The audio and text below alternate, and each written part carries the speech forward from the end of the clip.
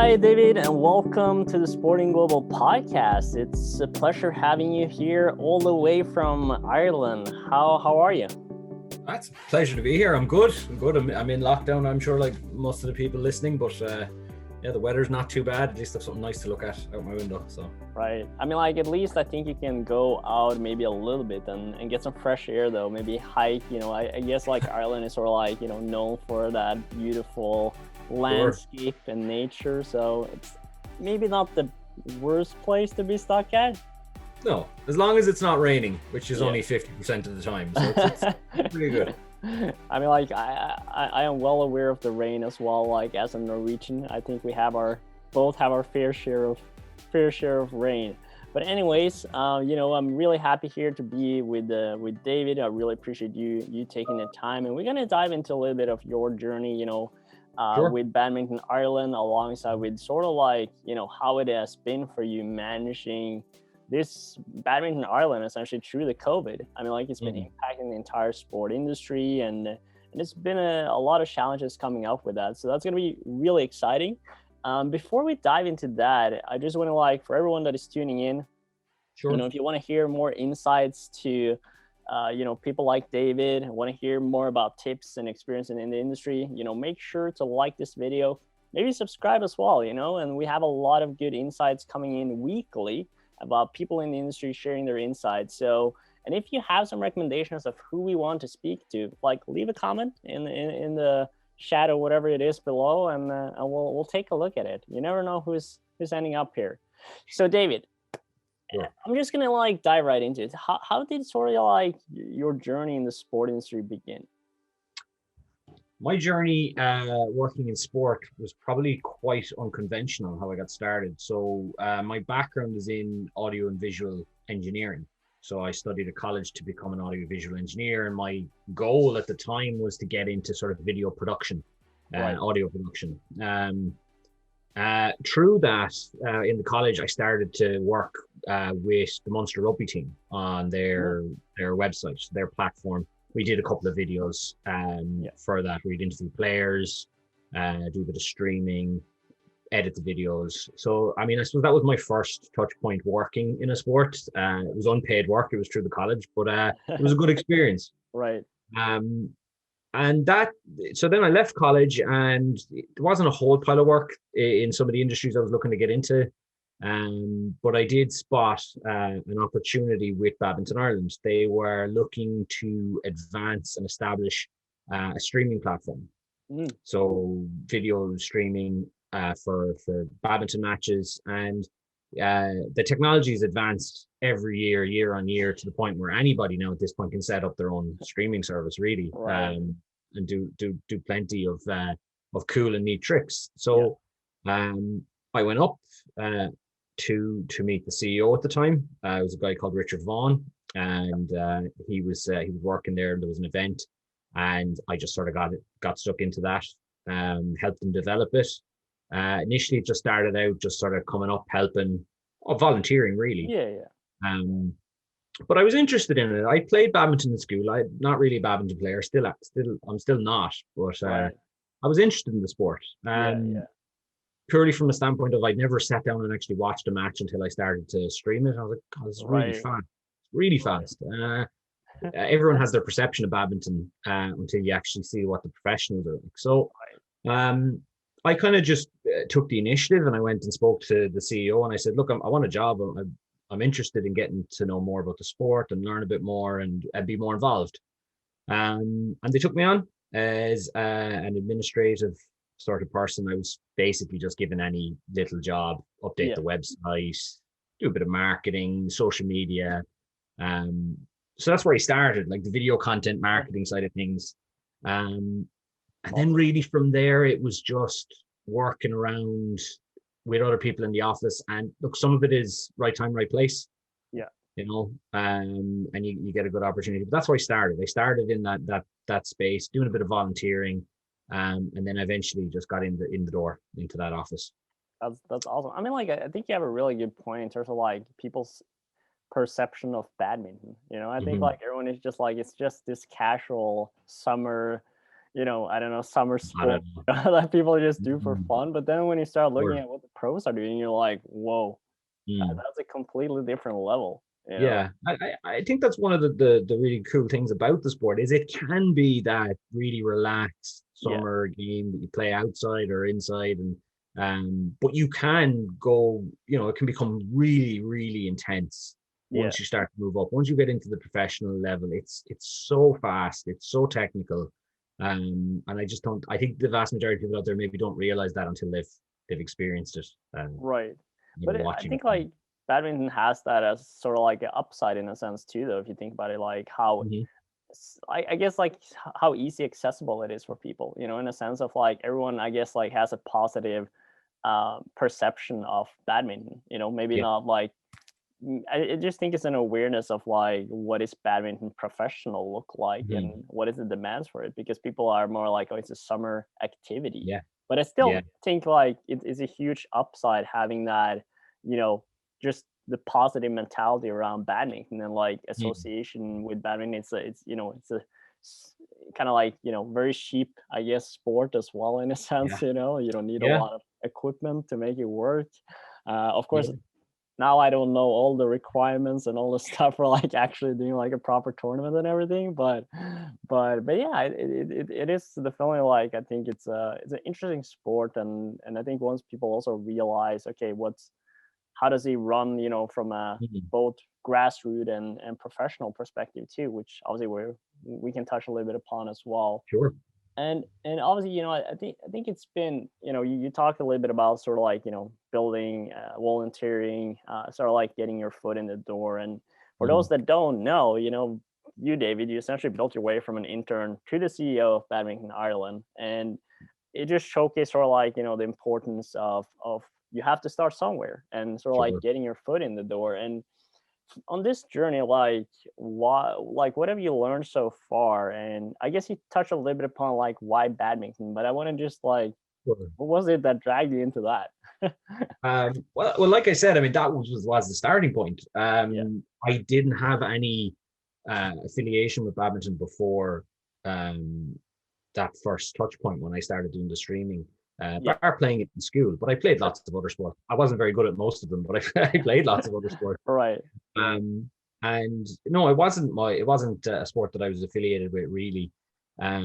So, but I think that's important. I think it's important for people, especially in sport. I mean, it is a competitive industry to get working. Yeah, You can't be too picky. You can't say, well, I'm going to work in this sport because I love it.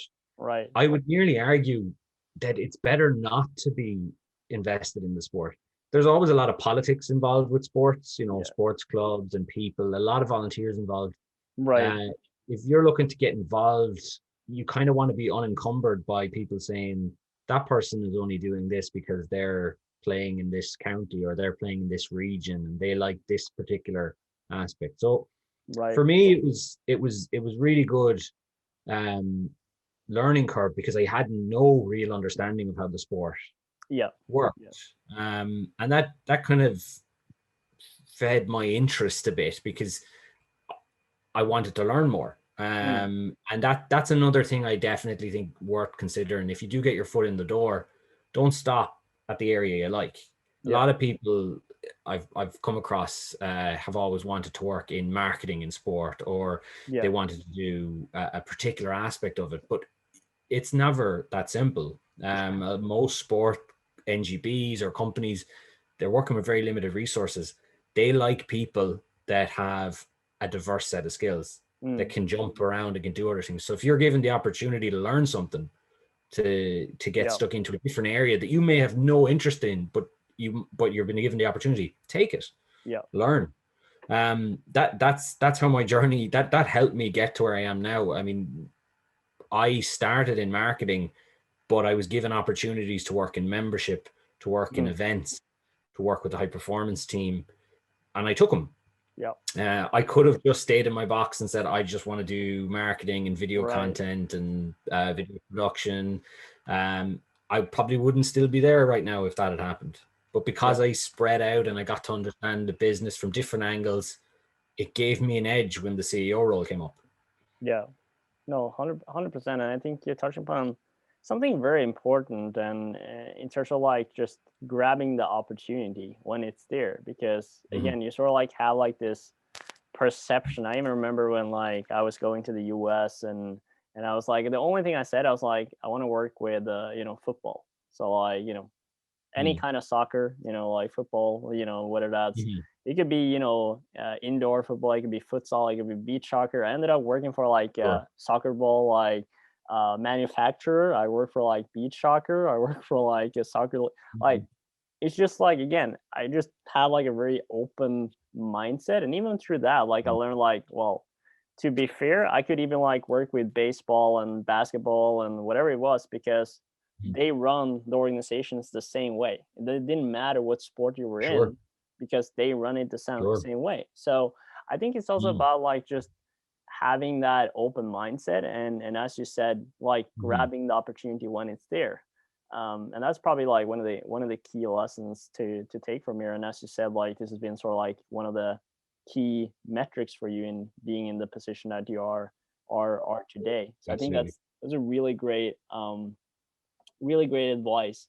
And now that you're sort of like managing, Badminton Ireland in during the pandemic, like what are some of the challenges that Mhm. you've been facing, and sort of like how are you been able to overcome it these days, if you have been?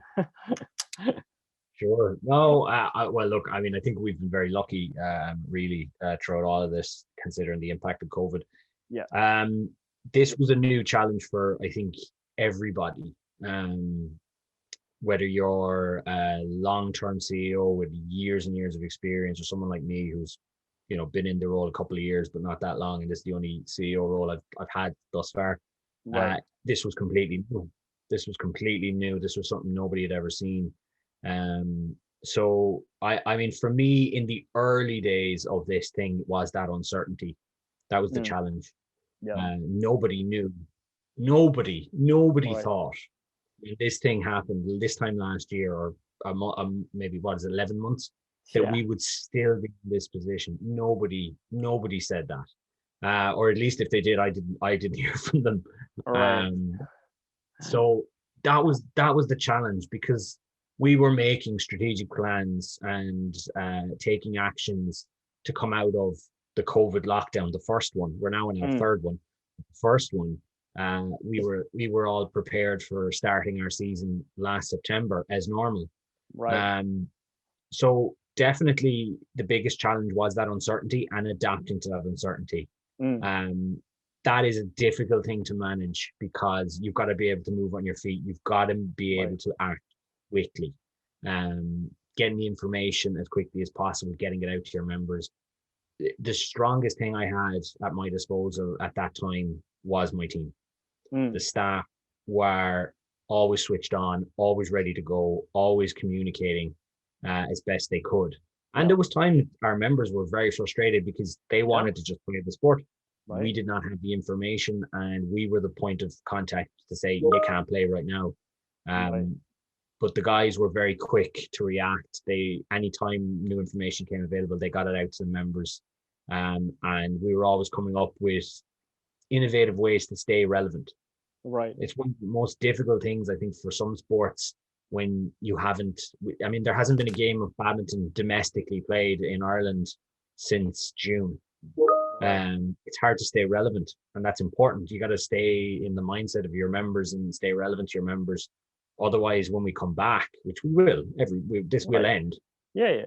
You don't want to be starting from a position where you've lost loads of members Yeah. because they just forgot about you. So you have to stay relevant. You have to um, stay ahead of the ball. And I've had a really good team around me to manage that, which has been a godsend, I have to say. That's really great to hear. And let's talk a little bit about sort of like the member side of things, Mhm. and also like just some of the new initiatives that you sort of like had to adapt with that. Like what was sort of like the first reactions coming up from the members, and how do you sort of like maintain them in a sense, because I mean like they're sort of like your bread and butter, it's Yeah. like what you need, in Mhm. these sort of things. And what were some of like the new initiatives that you were kind of like working on in terms of like maintaining them? Well, volunteers, like you're absolutely right. They are the bread and butter. They're, as I said, they're the lifeblood of the sport. So when I say our members are members, the volunteers are actually the first point of contact you'd have with the members. These are the people that run the clubs. They're the backbone. If you maintain them, you might lose members, but those people will get more members back. So our first point of call was really to engage with them. And it's funny, I remember when the pandemic was being talked about, I was actually in England middle of March last year, and I was getting phone calls from club volunteers saying, I think we're going to have to shut down. And this was very, like, I hadn't been told this by any people in positions of authority yet. This was coming from the ground. So it was really indicative of the volunteers who have their pulse on what the members are doing. They were seeing less people come in the doors. People were starting to get a bit nervous, and they were saying to me, look, I think we're going to have to shut down. And 2 weeks later we did shut the whole sport down. Initiative wise, in the early days of the pandemic, our goal was communication. That was really it. And we launched our Club Calls initiative back in, I think it was May of last year, where we basically had a staff member ring every volunteer, every club, as the 350 clubs in the country. So that was a big bit of work. Can imagine. That really helped because we figured out what the issues were for people, where the uncertainty was, how our communication could be tailored then to alleviate those concerns. And plus, it was good for them just to hear from someone from Badminton Ireland. Right. And showing that you're there, and having that voice. And I think everyone as well, like being through this situation is, that you're being heard and that you're having someone to talk with about, that at least from your side too, that they know that you are there, for them, and that you're trying to solve this, as fast as and best as you can, but together with them, and not like on your own or like excluding them in somehow. And I think that's a very key lesson, to take from this. Absolutely. And we've actually since done that Club Call initiative again. And we plan to do a third rollout again before the new season in September, because it was very popular and we learned a lot. Right. I think it's important to make sure that you never take the stance that you know everything that's going on, when you're dealing with a sport and different regions. It's very important. So there's always something to learn.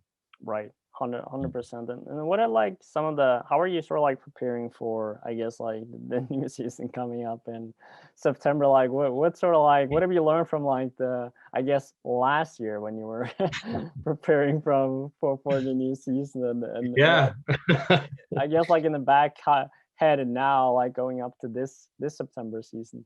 A lot. I learned a lot. I learned not to be as certain of the future as I was. I remember distinctly talking to the staff and the board of Badminton Ireland and explaining that we were planning a full return to sport in September, and that's the way the numbers were going, the way the politicians were speaking. It seemed very plausible we were going to get back to normal come September, October last year. This year I'm taking a much more cautious approach. I do think there's a lot to be optimistic about with the vaccine. And I do think that we will be back playing some kind of badminton this year. It might be slightly more impacted. It's not going to be business as usual, but I think it'll be better than it was last year. What I'm doing this year is we're really investing our time into strategic development. So we're planning. We've got two strategies. We're developing our new strategy from 2021 to 2025. So, I mean, the good thing about the pandemic is staff have a bit more free time, so we're utilizing them a bit more in strategic development. And it's funny, one of the key things I learned from the chairman of Badminton Ireland, or the previous chairman of Badminton Ireland, Rooney, was never waste a good crisis.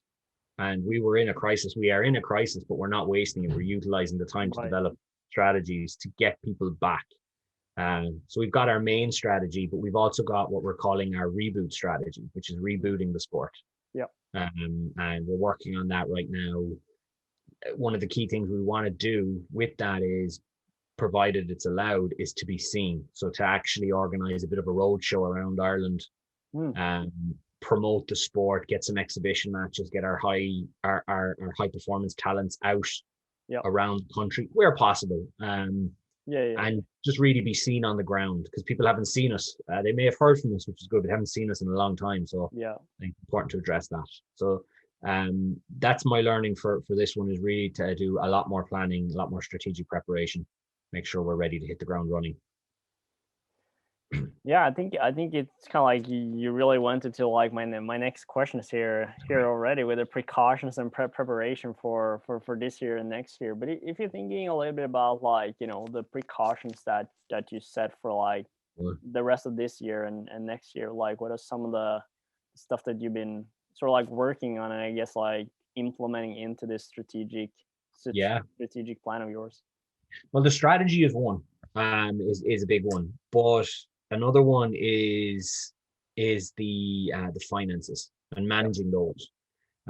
We're very lucky because the government of Ireland has been very supportive of sport, and there's been grant aid put in place to protect. So we've benefited from that, but we didn't stop at just us. You know, there are structures underneath us, like branches and clubs, that need support. So we were very fortunate to be able to secure funding for them as well. That's great. So that's one of the precautions we spent a lot of time on, to make sure that we would have funding ready for clubs, which is being dispersed now for the new season.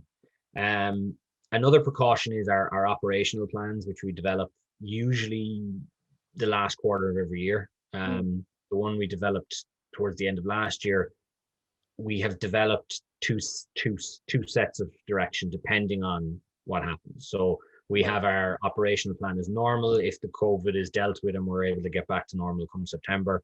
But we have options there should that not happen, that we're not just like last year, not just left standing there, oh crap, what do we do now? We gotta come up with a new plan. We have the plans in place. And that was that was important for me to have that precaution there, to have that ready, because we have to make sure we're delivering something this year. So that's another one. Another, I don't know, would you call it a precaution, but what I'm calling a key action for us is to really upgrade our communication platforms. Right. So we have a membership system, and we don't have a mobile app. So we're trying to work at upgrading those, that we can improve communication with members. I suppose it is a precaution in a way, that when things do go back to normal, that we are able to communicate more effectively than we are now. Yeah. So that's benefit long term too. You know, at the end of the day, communication is key, and I think, you know, you've been seeing as well, like, you know, doing those call initiatives, you know, those kind of things that you've been learning so much from is, you know, at the end of the day, keeping people involved of what's going on. And I think as well, like, I think you said you had like 350 clubs or something around the country. And I mean, like, that's a lot to deal with, and they all need to be on the same page, I guess, of what you're planning ahead. And I mean, like, I'm just really, you know, impressed of, like, you know, all the stuff that you've been working on, like all the initiatives. And I think it's really cool to see, you know, like how you're thinking on this. And there's a lot to learn. I mean, like, I think for those that are, you know, tuning in, there's a lot of wisdom and thoughts to take from this, because I mean, like, I even said to, like, you know, my team as well, like, it's not going to be the first pandemic we're going to come across, probably, you know, especially these days, you know. I'm like, you're just like, you know, if you're thinking from a startup perspective too, it's already hard being a startup, and you know, then you get a pandemic and on top of it. So you know, it's just, you adapt or die, you know. It's adapt or die, exactly. You know, the words out of my mouth. Said as well, like, you got to speed up, you know, and utilize the situation to make the most out of it. And that's a key lesson, you know, because you can't just sit there and wait for something you to happen. can't. No. And if we take that back to sort of like a student perspective, or like a young sport professional, and we just like turn the tables a little bit here and say, like, okay, even as a student, young sport professional, you can't just sit and wait for the pandemic to go over. So what are some of the things that, you know, first and foremost, what are kind of the skills that you see for these people now that will be key for the upcoming sport professional, based on what you've seen and faced during the pandemic? It's a very interesting question. I think based on my experience with badminton for the last number of years, and this may not be true for every country and every For sure. sport or sporting organization, but the needs and the skill sets and the roles, the type of roles that are there are really expanding. You know, when I started in there, you know, you had a membership person and an events person. Yeah. And that was it, you know, and a Right. couple of people around that. That was it. Yeah. But there are, you know, there's a lot of increasing roles and functions that are coming out for sport. And the best example I could give you would be governance. And it's taken a big chunk of attention away from sport right now is the area of governance. And a couple of years ago, we talked very little about good governance. You know, it was you would do what you thought you had to do, but you didn't think about good governance. And there was a code brought out that was advisable, a volunteer governance code. And over the years of adapting that code, we've actually created a role and filled it in the last 2 years of a governance officer. So this person's primary role in our organization is to make sure our policies are correct, make sure there's training, education going on, child safety, data protection. Data protection is another one. I mean, you know, it feels like so long ago, but GDPR came along and that was a sole focus for a lot of sports with adapting to that. So, I mean, that's an area that was not there 6 years ago. And is a huge part of sport right now, is making sure your GDPR is looked after and that your training done. So, you know, could something happen with COVID? I think you could see something like that where maybe it's not COVID related, but you know, business continuity. Every organization has business continuity plans, but they're usually sitting on a shelf and they've got dust on them, and you pull them down and every year to make sure they're up to date, but you don't really know what's in them. I can tell you, I know what's in my business continuity plan now because I've had to use it so much. You know, what do you do when you don't have an office? What do you do when you don't have access to a building, or your staff are spread out across the country? So, I mean, I know that's not quite answered your question now in terms of what skill sets. I think it does depend on the area you want to go into. But if I was to say at a base level, looking at where we've been now, if you wanted to be valuable to a sport, having experience or knowledge of how to plan and execute a strategy is really good. Because if you can show an ability to not just come up with ideas, but to plan them out, you know, and actually execute them. How do you track what you're doing? How do you know, because a lot of people can come up with a plan and say, this would be a really good idea. This will get us members. Okay. How are we going to do it? You know, and that's the question I see a lot of younger people who have worked in the organization. They come up with all these great ideas. They never think about that next question, right? How do we do it? What's it going to cost? How long is it going to take? These are the things that, unfortunately, when you're in my position, you have to make sure you've got those nailed down. Managing a budget's another one. You know, at some point in most organizations, you're going to be given, well, most sporting organizations, you're going to be given some kind of a budget to stick to. Right. Managing a budget is key. Money, it all comes down to money at the end of the day. You know, it could be greatest project or plan in the world. If it spends too much money, it's not going to be the greatest plan or project anymore. Those are two areas I think are key. But another area I think is really important that I think people sometimes miss out on is actually learning to work with others, not just staff, but particularly in sport, learning to actually work with volunteers and engage with them. So many times I've come across issues where there's a negative perception between staff of a sporting organization and the volunteers of an organization, because the volunteers think the staff think they're better than them and are speaking down to them, and the staff think the volunteers should do what they're told, which isn't, you know, these people have likely been involved in that sport way longer than the person working there. And if you can learn to really work on fostering good relationships with those people, you will get so much more done. You'll be so much more valuable. And I think it's one of the things that helped me was actually when I started working on the streaming, I was always in a hall Yeah. So I always got to talk to people who were volunteers, who were interested in this, in the Right. sport, Yeah. and I got to learn their issues, and I took that Right. back to the office with me. You know. Yeah. Yeah. No, I think, at a broad perspective, I think there are some really, interesting thoughts here that I Mm. think the ones that are listening can really take with them as a way of like things to keep in mind, and like maybe like how do you fine tune those skills Mm.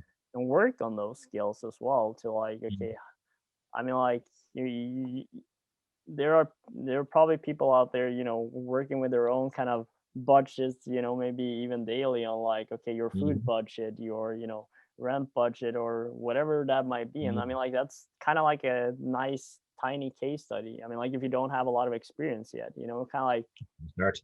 set some sort of plans and Mm. schedule and kind of like, work on these kind of things and Yeah, I think it's very important what you talked about as well, like, speaking about volunteers, the communication. At the end of the day, it's communication, right? It's it is. like spreading that word from like, from you or whomever that is in your organization to the volunteers, to the Mm. clubs, and if they're not feeling, happy or that you're not Mm. listening, it's going to create a huge challenge, It is. especially in like a situation like the pandemic. So there's a really valuable lesson there.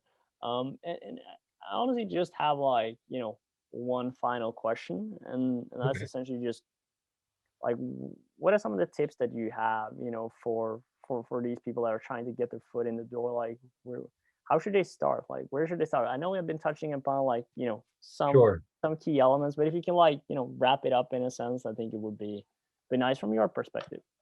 I might be able to wrap it up in one sentence, but like, I mean, speaking from my experience, the pandemic's going to make life more difficult for people, of Yeah. course.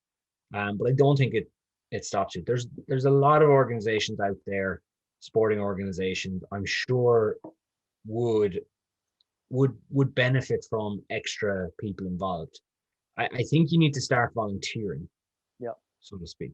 Whether it's an internship of some kind, or you just, if you have a particular skill that you think is valuable, like marketing or media creation or something like that, finding a way to speak to someone in charge of a sport and then just offering that skill.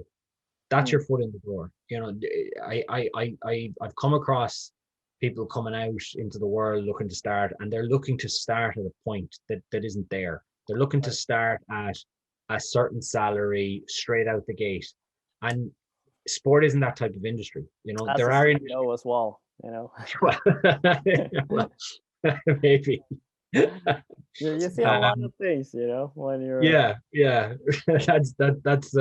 That's really wishful thinking, to start at that point. But you know what I mean. Like there are yeah, people out there who think, and look, that's probably what they've been told their whole lives. You go to college, you graduate, you leave college, you start in a good job. It's not how the world works. Not with every industry, in sports particularly like that. You've got to get your foot in the door somehow. Get to know the people in charge, work hard. Just because you're not being paid does not mean you can, do the bare minimum. You want to impress yeah, people. show the Um, value. Show your value. Absolutely, that's it. Show your value. I can't promise that every CEO or manager you may do this for will recognize it, but if they don't, you probably don't want to work there. Yeah. And it's a good way to weed out potentially about an organization you don't want to go into. Right. Um, so that's a good way to get in the door.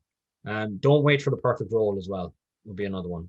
And I know I said that earlier on, but it's Yeah. important. If you get an opportunity, if someone's willing to pay you, and it's to do something maybe that seems really boring, and you're like, I don't really want to do this every day. You're in the door. You should do it. You Yeah. never know what doors that will open up for you down the line. And I think also like just from your story too, and like just Mm. showcasing like the importance of, where your journey can take you. If you just, Mm. get your foot in the door, you grab the opportunity and you work hard and you, Mhm. showcase value. And then one day you can end up of as the CEO, you know? Very fun. Yeah. So I mean, like, I just like your story because it just showcased like, the importance of just where you can be, where your journey can take you, you know, if you just are willing to put down the work and you're okay, you know, with like, you know, you're probably as well at that point, like, of course I can, you know, probably, you know, take a better role or, you know, something like that. And I want to be paid, but you're like, okay, this is a great opportunity. And it gives me an opportunity to, you know, get into this sport and get into the sport industry that I want to be part of. And if I continue doing my work and I showcase the value, it will pay off. And that's the thing too. Like, people acknowledge, you know, your passion. They see your passion and they see your value. It's essentially just up to you to just showcasing that and putting down the effort. Because I mean, like, we talked to a lot of people. We're probably over like, you know, 60 episodes or something at this point, and a lot of blog interviews, and everyone says, you know, around the same, like, it's effort, it's passion, and it's just showcasing value. And it has to come from you, you know. No one is waiting. No one is waiting. No, I think that's a really good point. And I think you're right. Look, I mean, you should be prepared to start low in the salary, but salary isn't everything. And I know that might sound a bit condescending coming from me, but it's not. And when I did start, I was on a very low salary, and I was, you know, it was just week to week, living week to week, but there was learning opportunities. I never felt overworked either. You know, I was enjoying what I was doing, and they were appreciative of me. If you find a sporting organization that is appreciative of you, respects your free time, and gives you learning opportunities, you're onto a winner regardless of salary. Yeah, no, 100%. And I mean, like, I even like, sometimes I use the example of when I graduated from my undergrad in Norway, I got offered like a sports director job in Norway. Like, it was a small club, you know, in Norway, but it was well paid, you know, in a sense. And I was young, and I was like, oh, that's nice. It's comfortable. But I decided to go to the US, and I knew when I went over there, I had to start from scratch. Yeah. Because I hadn't done anything there yet. So first thing I would do was like volunteer. Like, it was how I started, and I said, okay, I'm gonna put whatever effort I can in order for them to showcase I want to be part of this, and I can showcase and I can provide value. And from that point, you know, I just built my way up. I got, you know, paid internship, you know, and then part-time work, and you know, there I was suddenly working for 3 different organizations getting paid. You know, it's just about realizing where you are. If you're going somewhere new as well, like, maybe be prepared of, like, you start from the bottom, but if you know that you have the skills and you're willing to put down the effort, it will pay off, you know. But you're just got to be prepared for that sort of journey, and leave your ego at the door, you know, and talk about your value. It's a marathon, not a sprint. Exactly. So David, you know, with that, I think, you know, it's been a pleasure having you here. It's been a lot of fun hearing your insights, your story, you know, a lot of the challenges that you've been facing. I wish you, you know, all the best for 2021 with handling all of these challenges. And I really hope, you know, for everyone's sake, that badminton is fully up and running in September for the new season. And yeah, thanks so much for joining us. I appreciate that, Arlie. It's been a pleasure. Absolutely. And I'm just gonna end up like with the way that we always do. So, you know, I'm gonna teach you a little bit Norwegian. Okay, this could end badly. Go on. No, it's all good. You don't have to say it though. But go on, we'll try. Yeah. So with every video, you know, that we do, we always finish up with "Vi snakkes," which means see you later in Norwegian. So say that one more time. Vi snakkes. Vi snakkes. There you go. Perfect. All right. David, you're half Norwegian now. Honorary. Very good. Yeah, exactly. But I'll teach you a bit of Irish so before we go. All right. I've turned the tables on you, so I won't go anything. I'll go nice and easy. Most people probably know this one. Slánta. Slánta means cheered. Thank you. Nice. There you go. Cool. Awesome, David. Thank you much, and we'll talk soon. Thanks, Ollie. See ya.